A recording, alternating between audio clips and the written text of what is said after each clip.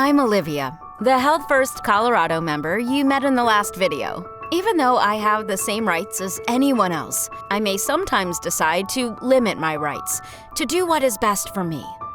For example, I have the right to privacy in my bedroom. Usually, that would mean I could lock my bedroom door. But the staff where I live and my doctor were worried about that because sometimes I have seizures. If I lock my door at night when I go to bed and I have a seizure, it might take them longer to get in and help me. So the staff at my apartment suggested a rights modification.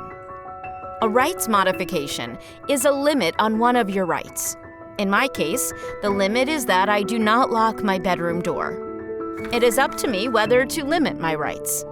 If you have a guardian, it might be up to them. Here is how I made my decision. First, I thought about the risks that my doctor and staff were worried about. If I don't get help right away during a seizure, I could get hurt. I might even have to go to the hospital. That has happened to me before. Next, I thought about other ways I have tried to stay safe. I tried a medication that stopped my seizures for a few years, but now the seizures are back, and we don't know of any other medication that will work as well. I thought about how not being able to lock my door at night would affect my life.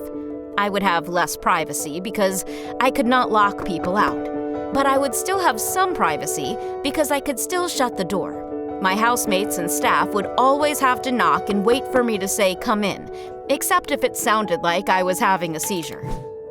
My case manager explained that I didn't have to agree to keep my door unlocked. She carefully reviewed some paperwork with me, and we talked about it. I still wasn't ready to decide, though. I really like my privacy. My case manager told me I could take my time, and she gave me some ideas of how to get help and information to make my decision. First, she reminded me that I can talk with my cousin. He helps me think things through a supported decision-making agreement. But the decision is mine. You can learn more about supported decision-making. My cousin said we should talk to an advocate. There are lots of advocates in Colorado. With my permission, he reached out to the local ARC. They helped me understand my rights, and they can help you too. They can also help you protect your rights. There are even groups that can help you become an advocate for yourself. I also talked to my roommates because they have been in similar situations. One has agreed to a rights modification, and one has not. They helped me learn about the process. In the end, I decided I should not lock my bedroom door. I signed the informed consent form to make it official. I know I can easily change my mind in the future if I want to. I can easily tell my staff or case manager that I no longer agree with the rights modification. In 6 months, my staff and case manager will check with me to see how it's going. If I can go 6 months without having a seizure at night, or if there is a new medication to try, I might start locking my door again. Of course, there are all kinds of rights and all kinds of rights modifications. If you have questions, ask. You can start by asking your case manager, and they can help you take it from there.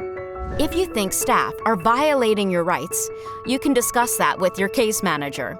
Or you can talk with the advocates I mentioned before. You can also email Health First Colorado or complain to the health department, which helps enforce your rights.